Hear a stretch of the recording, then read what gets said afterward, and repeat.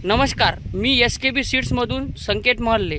आज आपण भूषणभाऊ पराडे गाव शिरसगाव यांच्या शेतामध्ये आलेलो आहोत। त्यांना आपण पांढऱ्या फुलाचे अवंतिका हे वाण पेरणीस दिले होते, तर आपण त्यांच्याकडून जाणून घेऊ त्यांचे मनोगत काय आहे। तुमचं नाव?